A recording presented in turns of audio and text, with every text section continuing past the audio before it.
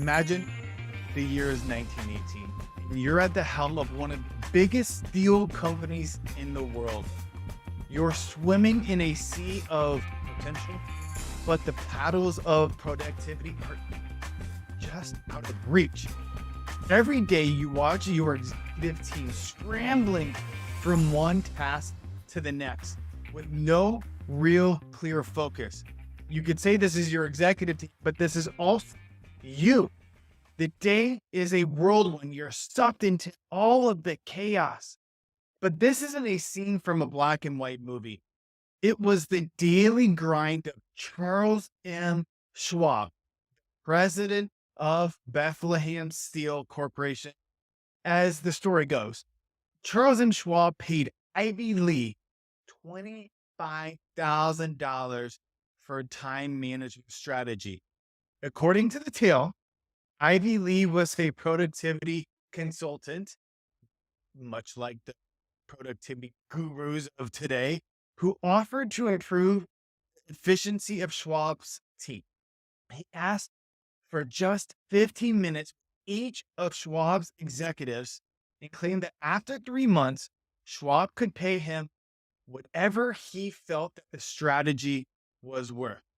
Schwab later wrote a check for $25,000, which is roughly $100,000, an enormous sum, especially for the advice that took less than half an hour to impart. The moral of advice is it's not the hours you pour in, but what you pour into hours count. This adage hit home when Schwab met Ivy Lee.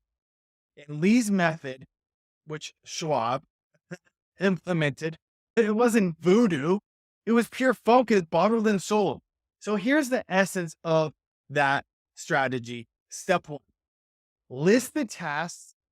Start with the big rocks. List your top 6 tasks like you're filling your day's fuel tank. Choose wisely. These are your most important priorities for the day. The problem with most of us is that we let all of these small tasks riddle our day. No, 6 ones that have the most impact. Write them down. Step 2 is you then prioritize it. Now you've got your 6 tasks. It's time to play King of the Hill. The task that would give the King Kong a run for his money. The most important one, that's your number 1 task for the day. That is all the way at the top. That is what you start with. You've likely heard eat the frog. Well, eat the most important, challenging task as the first one for your day. Rank the rest in descending order of importance. So you got 2, 3, 4. You want to climb it one rung at a time, starting from the top. Step 3, work through the list. Start with task 1. Keep at it until it's done. Peeking at task 2 or flirting with task 3. If task 1 is writing a report, guess what you're going to do until it's done? Write that report and ship it. It's like a game of whack-a-mole. You don't look for the next mole until the first one is down. So stick with it. Step number 4, carry over. What if the day's whistle blows and task 4 still stares at you, unfinished? It wants your attention. Guess what?